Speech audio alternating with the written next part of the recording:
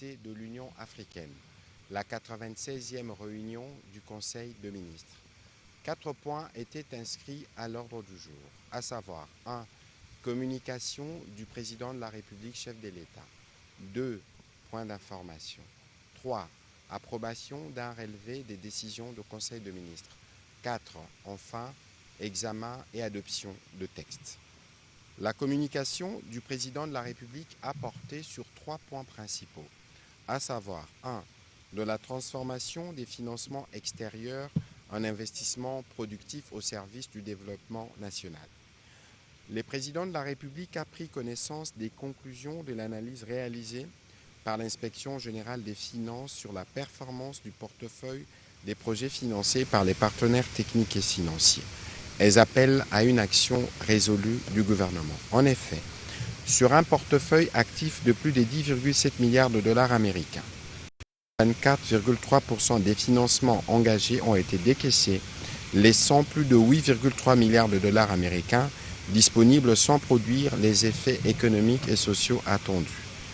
Cette situation traduit une faible capacité à convertir les financements mobilisés en investissements effectifs en raison notamment des lourdeurs procédurales, de retard dans la mobilisation de fonds de contrepartie et d'insuffisance de pilotage.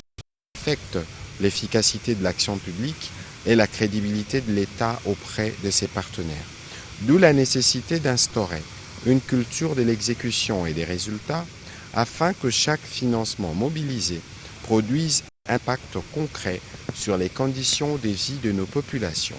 À cet effet, le président de la République a instruit la première ministre chef du gouvernement de faire de l'amélioration du taux de décaissement des projets financés sur ressources extérieures une priorité de l'action gouvernementale et de lui soumettre un plan gouvernemental de redressement précisant les actions à mener, les responsabilités, les objectifs des performances ainsi que les mécanismes de suivi et de redevabilité. Il a enjoint au vice-premier ministre, ministre du Budget, au ministre d'État, ministre du Plan, ainsi qu'au ministre des Finances, de garantir la disponibilité des fonds de contrepartie, de simplifier et de digitaliser les procédures relevant de leurs compétences et de renforcer la coordination avec le partenaire technique et financier. Les ministres sectoriels ont été également instruits d'identifier et de lever sans délai les obstacles affectant leurs projets et d'en assurer un suivi régulier sur des indicateurs de performance. En outre, la Première ministre devra mettre en place un mécanisme interministériel permanent de suivi adossé à un tableau de bord national permettant de suivre pour chaque projet les décaissements, l'état d'exécution, les contraintes et les mesures correctives. Enfin, le président de la République a instruit l'Inspection générale des finances, dans le respect de ses attributions, à poursuivre son travail d'accompagnement, d'alerte et d'évaluation de la performance de ces projets.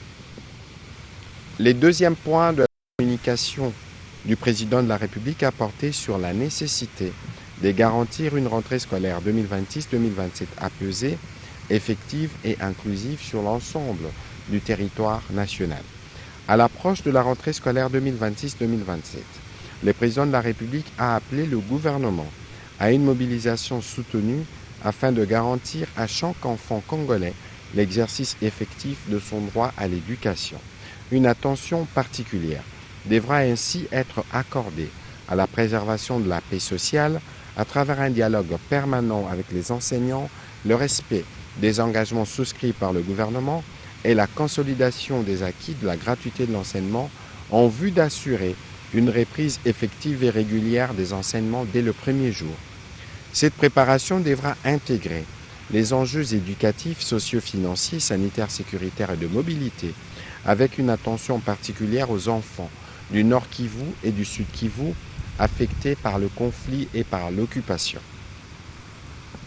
À cet effet, le président de la République a chargé la Première ministre de coordonner un dispositif gouvernemental spécial de préparation et d'accompagnement de la rentrée scolaire 2026-2027, garantissant notamment, avec l'appui de partenaires, la continuité des apprentissages et la prise en charge des enfants déplacés ou privés d'un accès régulier à l'école dans les zones concernées. Il a instruit la ministre d'État, ministre de l'Éducation nationale, d'intensifier les dialogues avec les partenaires sociaux, de faire le point sur l'exécution des engagements du gouvernement et de prendre toutes les dispositions nécessaires pour garantir une rentrée effective, apaisée et sans perturbation des enseignements. Le vice-premier ministre, ministre du Budget, les ministres des Finances ont été enjoints, chacun en ce qui le concerne, de sécuriser la prise en charge des engagements financiers du gouvernement dans les secteurs de l'éducation et d'en assurer l'exécution diligente afin de prévenir toute tension susceptible d'affecter les bons déroulements de la rentrée scolaire. Au plan sanitaire, le président de la République a instruit la ministre d'État, ministre de l'Éducation, le ministre de la Santé, en collaboration avec les autorités provinciales, de renforcer la prévention et la surveillance sanitaire en milieu scolaire, notamment l'hygiène, l'assainissement et les mécanismes d'alerte, particulièrement dans les provinces exposées aux risques épidémiologiques. Enfin, le vice-premier ministre, ministre de l'Intérieur, le vice-premier ministre, ministre de Transport, ainsi que les autorités provinciales compétentes, particulièrement celles de la ville de Kinshasa, ont été instruits d'arrêter un plan spécial de circulation routière et de sécurisation de la rentrée ciblant les principaux axes, les heures de pointe et les abords des établissements scolaires. La réussite de cette rentrée devra se mesurer à notre capacité à anticiper les actions correctrices, à assurer la continuité des enseignements, à préserver la paix sociale et à garantir à tous les enfants congolais où qu'ils se trouvent un accès effectif et sécurisé à l'éducation.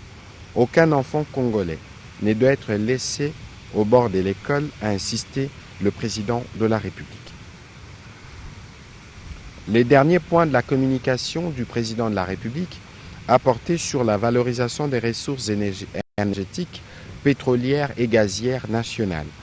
Notre pays dispose d'un potentiel énergétique exceptionnel qui doit constituer l'un des principaux leviers de son émergence économique, de son industrialisation et de l'amélioration des conditions de vie de notre population.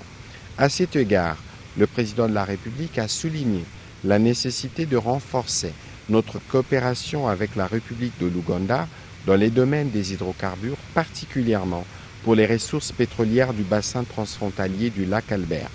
La continuité géologique des réservoirs pétroliers au-delà des frontières impose, lorsqu'un gisement est partagé, une approche concertée permettant d'en assurer une exploitation optimale et équitable. Il a instruit à cet effet la ministre d'État, ministre des Affaires étrangères, ainsi que la ministre d'État, ministre des Hydrocarbures, d'approfondir cette question et d'élaborer, en collaboration avec son cabinet, une feuille de route visant à renforcer la coopération avec l'Ouganda dans le strict respect de nos intérêts nationaux, de la souveraineté permanente de l'État sur ses ressources naturelles, ainsi que des exigences environnementales et des protections de communautés locales. Dans les mêmes ordres d'idées, faisant suite à la récente mission effectuée à Luanda par la ministre d'État, ministre des Hydrocarbures, concernant la zone d'intérêt commun partagée avec la République d'Angola, ainsi que la question de l'accès aux eaux profondes, il a instruit la ministre d'État, ministre des Affaires étrangères, la ministre d'État, ministre des Hydrocarbures, de travailler étroitement avec son cabinet, de lui soumettre un rapport approfondi sur l'état de ces dossiers, leurs enjeux et les options permettant de préserver au mieux les intérêts de la République. Par ailleurs, la ministre d'État, ministre des Hydrocarbures, devra, en collaboration avec son cabinet, procéder à un état des lieux exhaustif du secteur pétrolier et gazier national. Celui-ci devra notamment couvrir les actifs et réserves disponibles, les permis de recherche et d'exploitation, l'état d'avancement des projets, les partenariats en cours, les contraintes au développement du secteur, ainsi que les perspectives d'exploration, d'exploitation, de transformation et de valorisation des hydrocarbures. Une attention particulière devra également être accordée aux infrastructures de transport, de stockage, de raffinage et de commercialisation.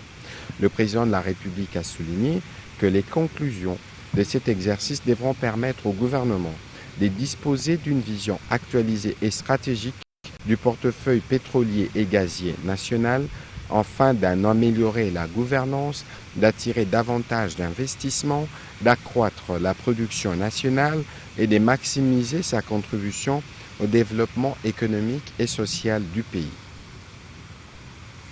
Dans cette perspective, il a instruit la ministre d'État, ministre des Hydrocarbures, de mettre en place un cadre permanent de concertation entre les principales parties prenantes du secteur et d'accélérer les réformes nécessaires pour faire des hydrocarbures un véritable levier d'industrialisation, des créations d'emplois et des souverainetés énergétiques de la République démocratique du Congo.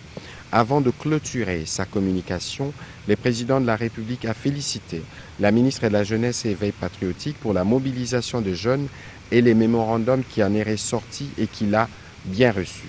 Comme de coutume, il restera très attentif aux demandes des jeunes et il accordera le moment venu la suite qu'ils requièrent.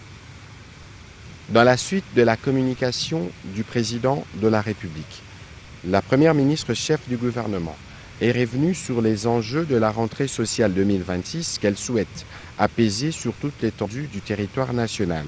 Elle a souligné la nécessité de faire un état de lieu rigoureux des engagements pris envers nos partenaires sociaux.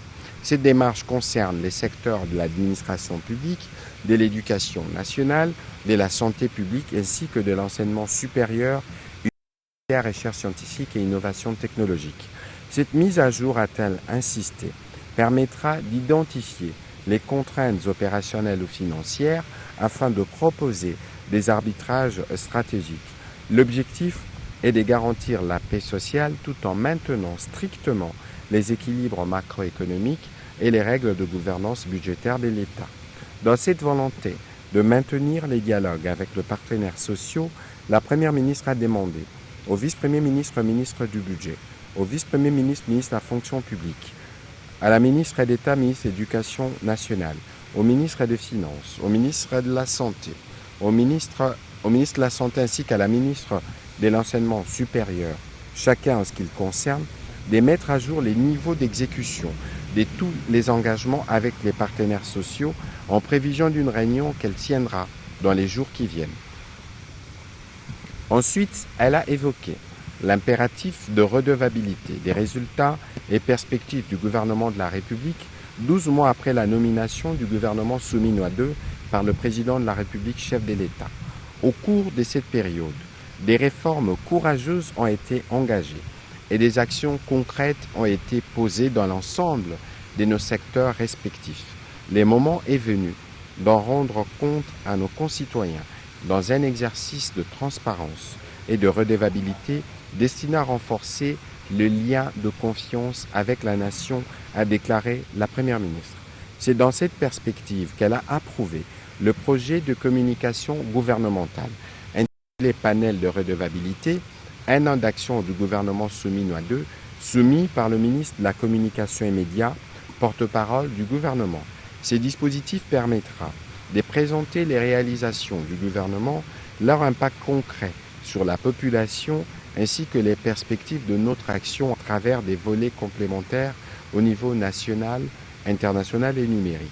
Pour assurer la réussite de cet exercice, elle a invité chaque membre du gouvernement à s'y impliquer personnellement et à instruire sa cellule de communication de préparer des argumentaires documentés, privilégiant les résultats, les données chiffrées et les preuves de l'impact de nos politiques publiques.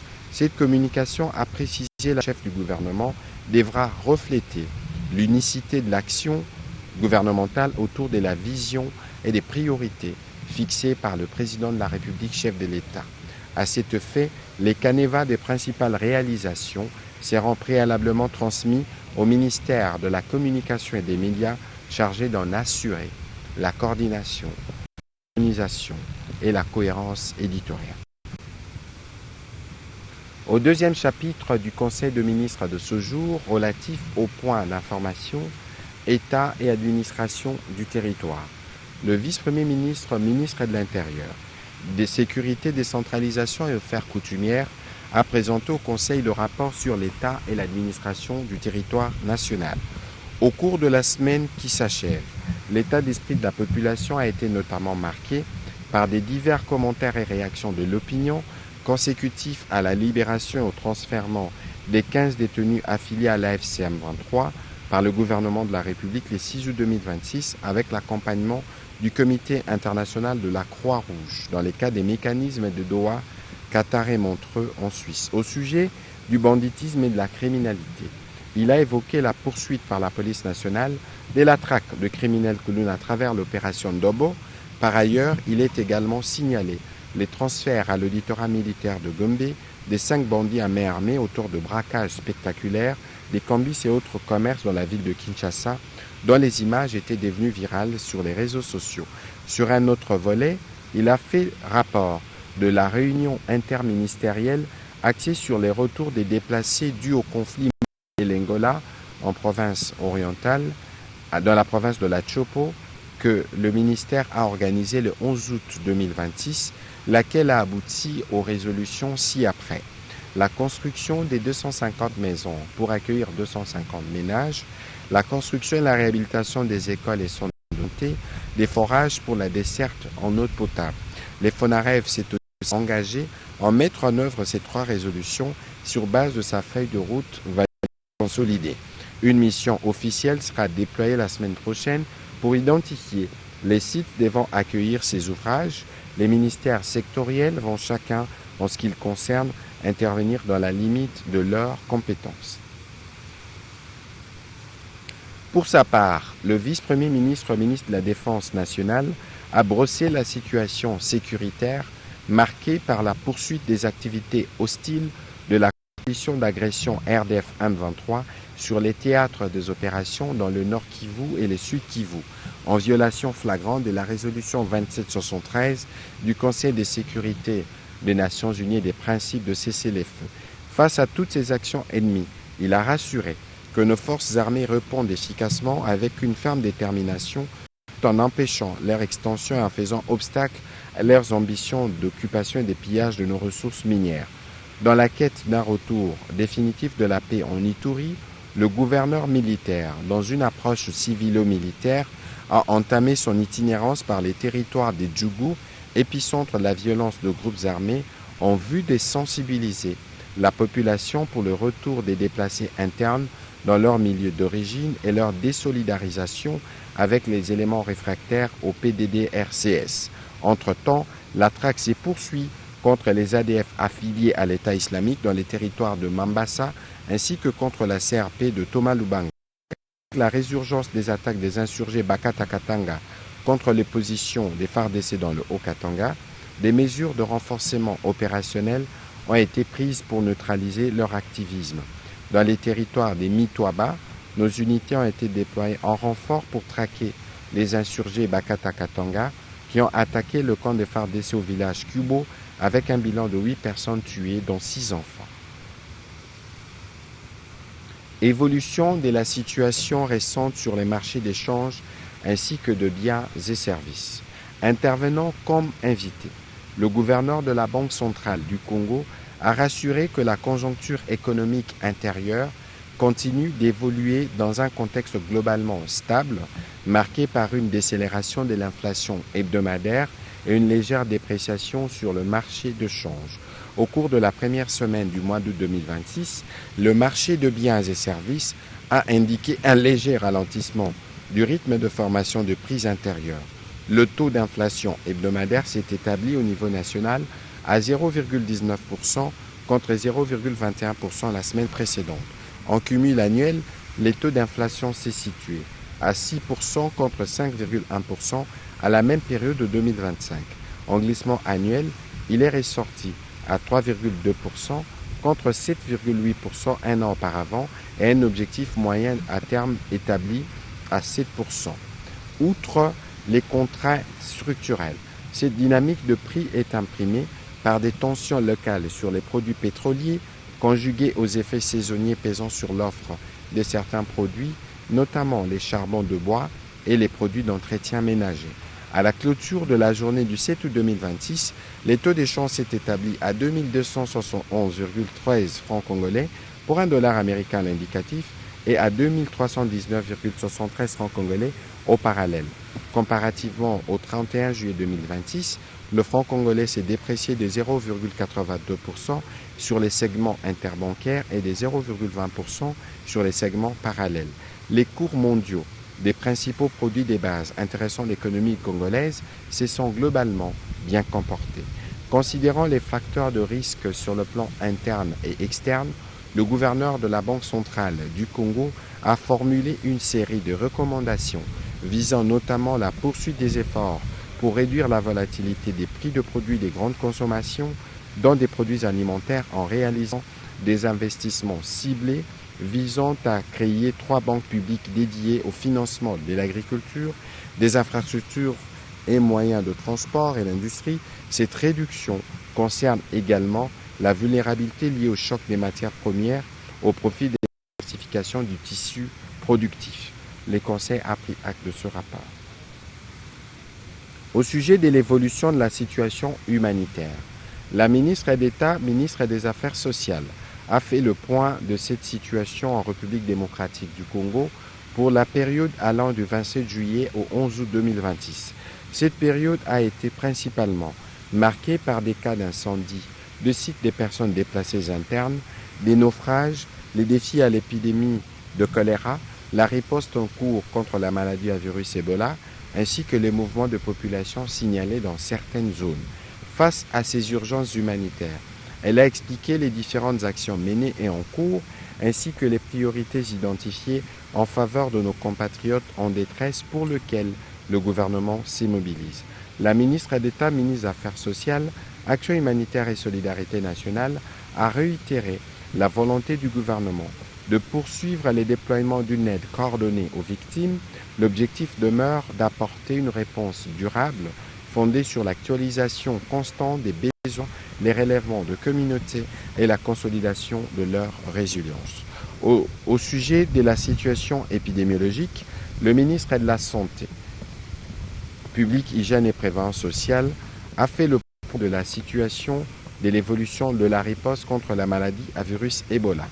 Il a évoqué la confirmation d'un premier cas positif de maladie à virus Ebola dans la province du Bas-Ouélé en date du 12 août 2026, portant à 6 le nombre de provinces affectées par l'épidémie. Au cours de la journée du 11 août dernier, 111 nouveaux cas confirmés ont été notifiés, dont 98 dans la province de l'Ituri, 18 au Nord Kivu et 2 dans le Haut-Ouélé. Par ailleurs, 32 patients ont été déclarés guéris, ramenant le cumul des personnes guéries à 918. Aucun nouveau cas n'a été rapporté dans les provinces de la Chopo et du Sud Kivu. Il a évoqué les actions urgentes des ripostes qui ont été entreprises au Bas-Ouélé, ainsi que d'autres qui ont été intensifiées dans d'autres provinces, notamment les recours au vaccin RVBO, homologué contre la souche Zaïre et Bundibugyo, et l'introduction du traitement antiviral par Remdesivir chez les patients atteints dans le but de venir au bout de cette épidémie. En prévision de la prochaine rentrée scolaire, le ministre de la Santé publique a été complété par la ministre d'État, ministre de l'Éducation nationale, sur les dispositifs conjoints à mettre en place dans les zones de santé touchées par l'épidémie d'Ebola. En ce qui concerne l'épidémie de choléra, le ministre a eu l'occasion de faire le point sur les différentes tendances. Note d'information relevant du secteur du plan. Le ministre d'État, ministre du Plan et de la Coordination de l'aide au développement, a présenté au Conseil l'état de lieu du 2e recensement général de la population et de l'habitat RGPH2. Il a indiqué que le processus de préparation du recensement connaît des avancées significatives et se trouve actuellement dans sa phase préparatoire marquée par la mise en œuvre des travaux de cartographie censitaire, du dénombrement pilote ainsi que des activités de mobilisation et de sensibilisation. Parmi les principales réalisations figurent notamment la mobilisation progressive des ressources financières nécessaires à la mise en œuvre du RGPH2, la réalisation avec succès de la cartographie pilote entre avril et mai 2025 grâce au financement du Trésor public et l'organisation en mars 2026 de la table ronde de partenaires techniques et financiers consacrée à la mobilisation de ressources. L'ensemble de ces réalisations témoigne de la progression effective du processus et permet d'envisager avec confiance le démarrage de la campagne nationale de cartographie censitaire. Les principales activités des prochaines étapes ont été expliquées et des recommandations pertinentes ont été faites, notamment aux membres du gouvernement, afin de renouveler leur pleine adhésion au processus en cours, de soutenir les actions entreprises dans leurs secteurs respectifs et de contribuer activement à la réussite de cette opération nationale qui constitue un investissement essentiel pour une gouvernance fondée sur des données statistiques fiables et au service de l'intérêt général. Note d'information relevant du secteur du développement rural. Le ministre d'État, ministre du Développement rural, a fait le point des résolutions adoptées à la 80e session ordinaire de l'Assemblée générale des Nations unies.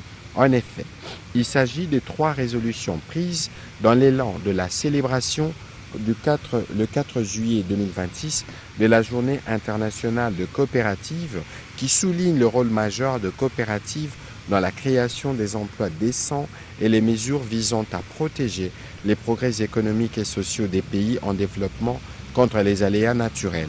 Elles offrent un levier diplomatique et financier majeur pour la RDC afin de maximiser la captation des ressources techniques et financières internationales pour financer les développements et les infrastructures rurales.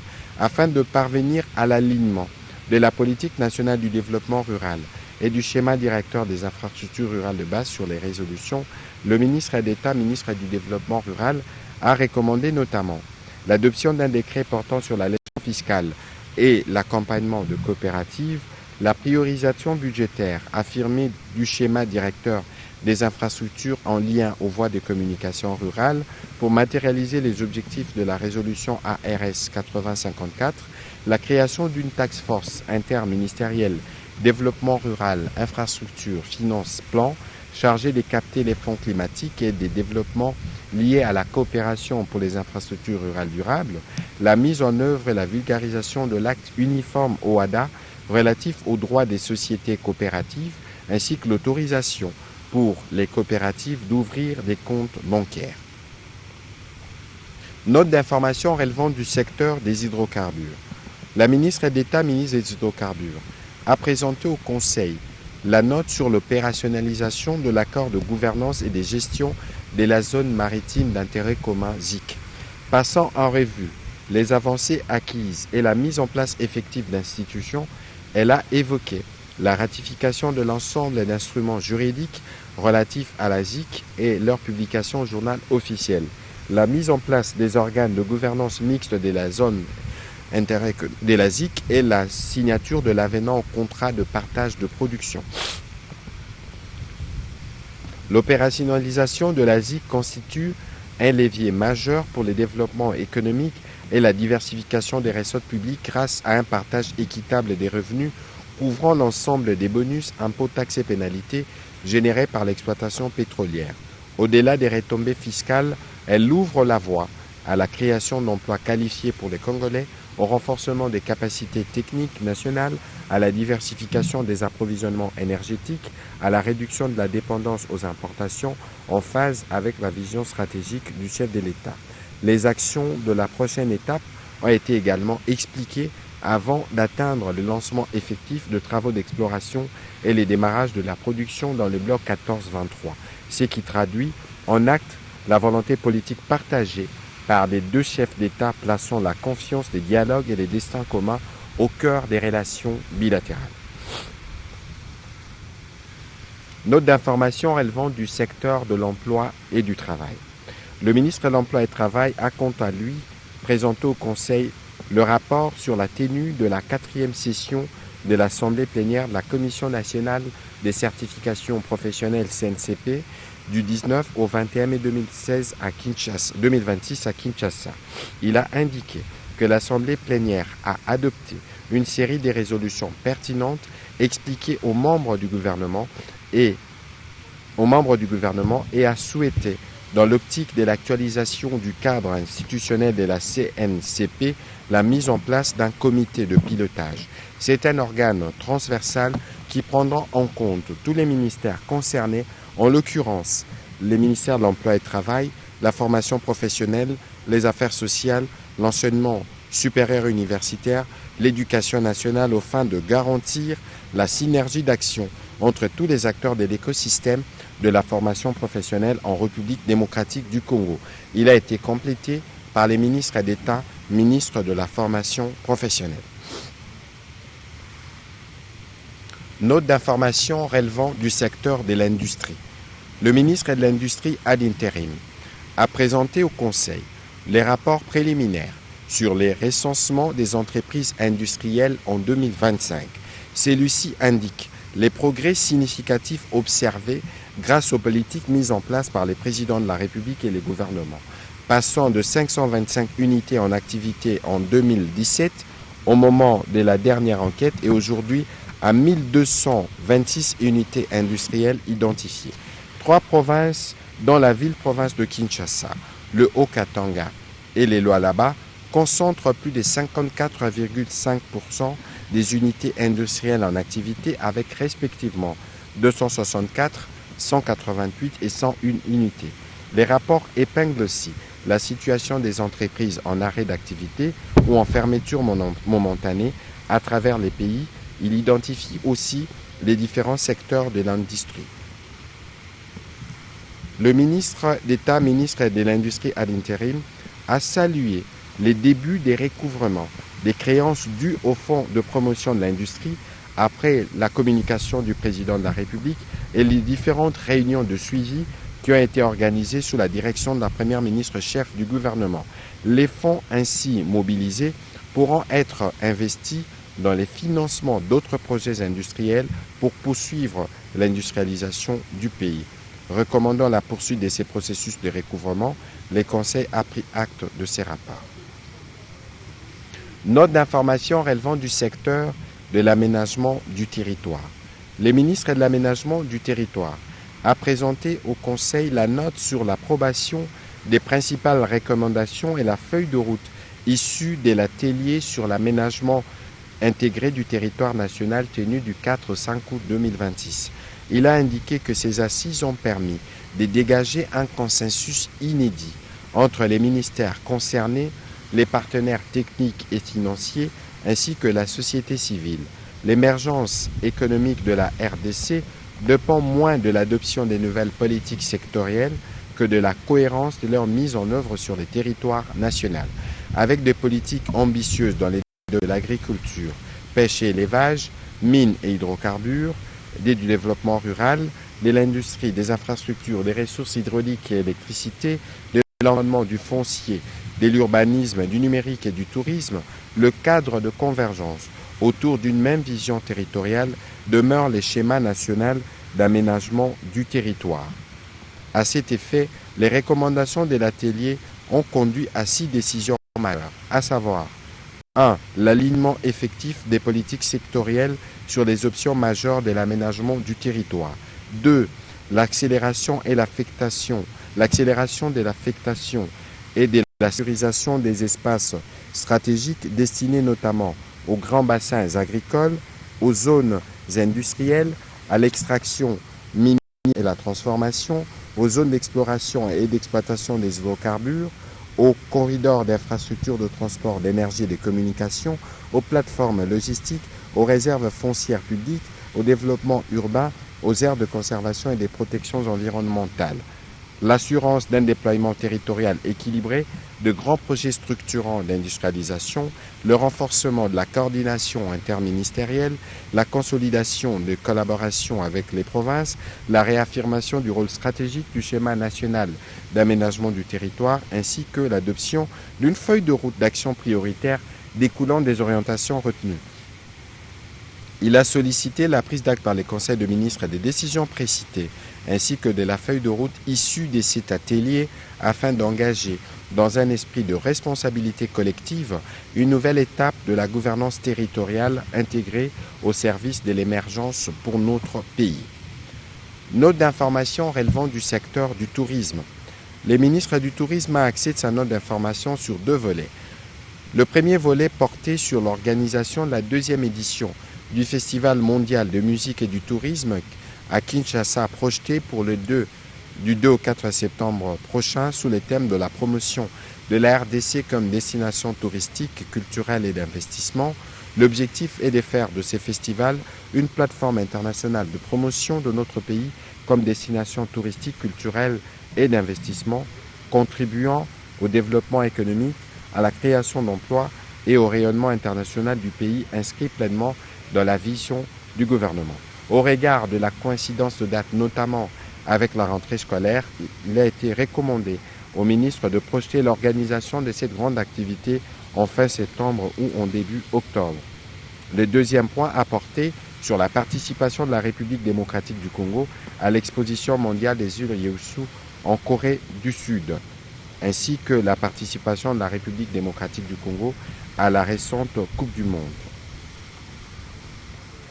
Au troisième chapitre du Conseil de ministres de ce jour, le Conseil a approuvé le relevé des décisions prises respectivement lors de la 5e réunion restreinte du gouvernement du mardi 28 juillet 2026 et de la 95e réunion du Conseil de ministres du vendredi 31 juillet 2026 tenue à Kanyama Kasese.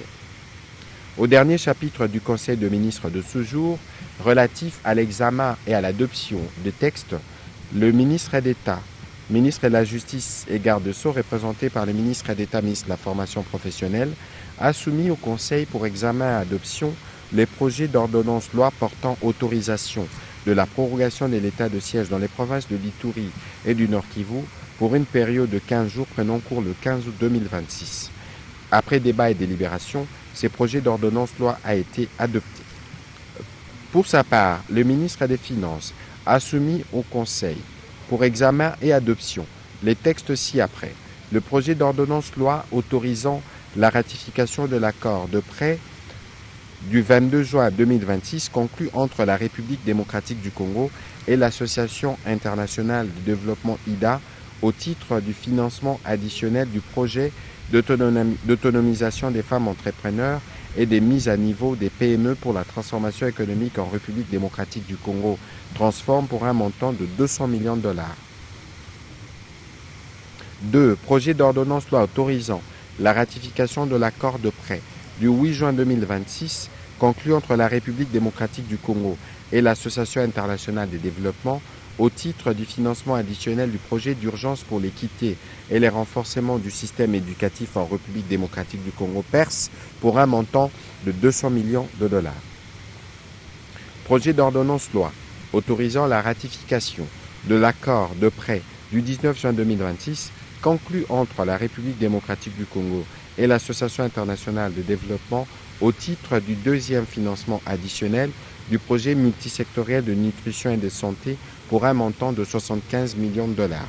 Les derniers textes, projet d'ordonnance portant approbation de l'accord de don du 19 juin 2026 conclu entre la République démocratique du Congo et l'Association internationale de développement IDA au titre du deuxième financement additionnel du projet multisectoriel de nutrition et de santé PNMS pour un montant de 6,3 millions de dollars en dons et 10 millions de dollars en dons. Après débat et délibération, ces autres textes ont aussi été adoptés. Commencé à 30 minutes, la réunion du Conseil de ministres a pris fin à 18h47 minutes. Je vous remercie.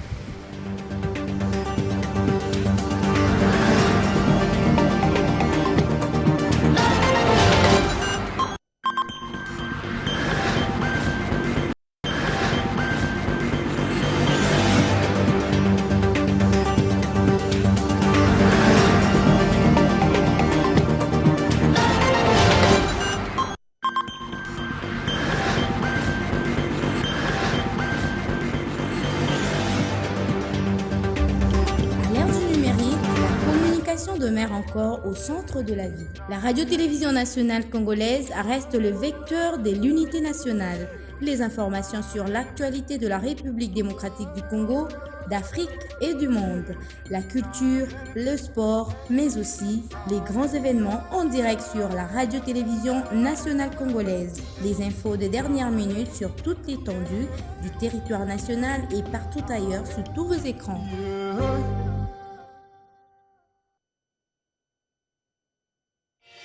Yeah.